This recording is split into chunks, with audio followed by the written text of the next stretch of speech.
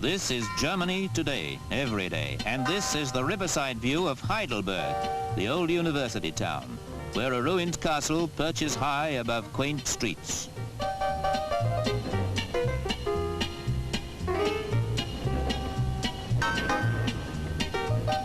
Yes, Germany today, and a signposted reminder that this is also a military outpost of America.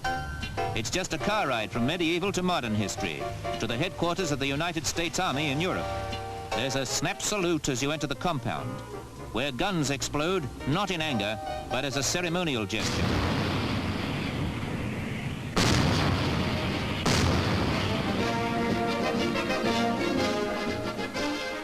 As Stanley Rieser, Secretary of the Army, inspects the gun crews on his flying visit, it's hard to realize that this is happening on German soil.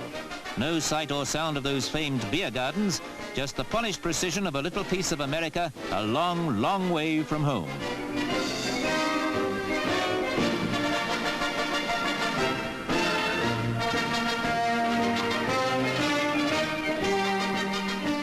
Germany today is home for 250,000 fighting men, but only a selected few go through the rigorous pre-flight tests at the Wiesbaden Airborne Training School.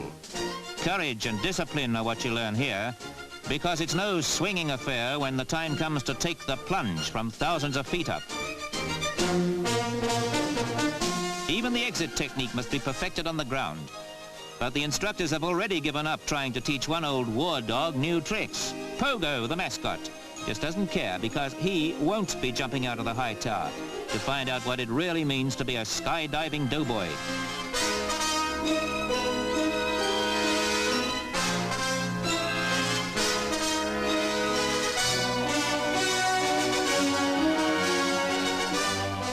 Cableways may be all part of the European scene, but nothing quite like this crosses the tourist's path. Yet just look around and you can park yourself right in the middle of that pace-setting American way of life. And remember the address, bitteschön, Wiesbaden, Germany.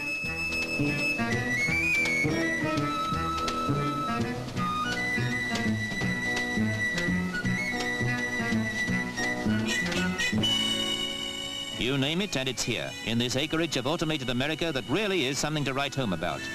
This is just one of the supermarket centers which cater for the other army, the 80,000 families of serving soldiers.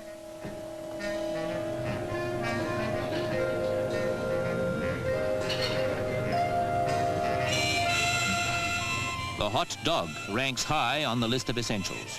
You can see why. So does the automobile, any make, any model. Take your choice.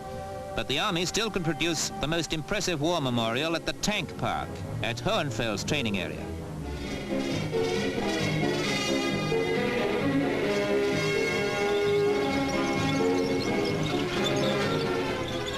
The iron monsters of war, a menacing parade of combat power, some trundling away to mock battles, while others wait their turn in this workshop of mighty hardware.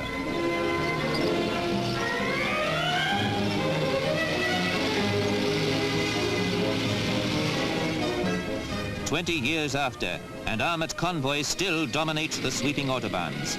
In an uneasy peace, the highways built for war still retain their military purpose.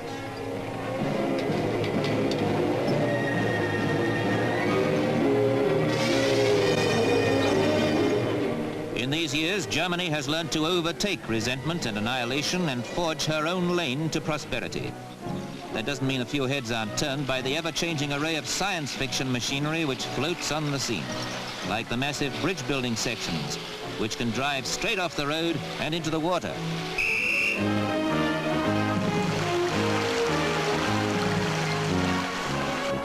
There's precious little time to snatch a meal on maneuvers, and even combat rations can taste good at a time like this.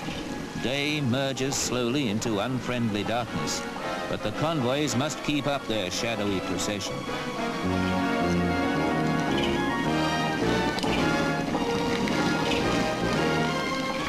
The trucks keep crossing hour after hour in an exercise designed to fully test the combat readiness of the troops. And all the time, little America keeps a finger on the trigger of daily routine. In the village and housing areas, schools, cinemas and churches are all part of the self-contained family communities.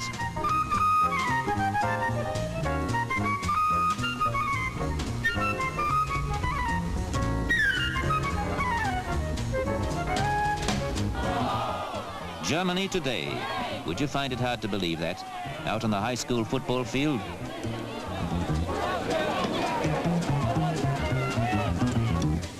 Umpires keep the peace on the field of play as well as out on the exercise area, where the best way to keep pace with development is to go by jeep. Now the enemy tanks are crunching forward in this frightening recreation of the familiar war game.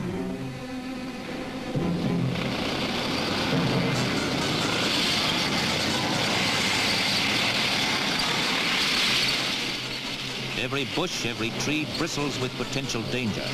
The world's most powerful army, the largest peacetime army ever maintained on foreign soil by America, is on the relentless move.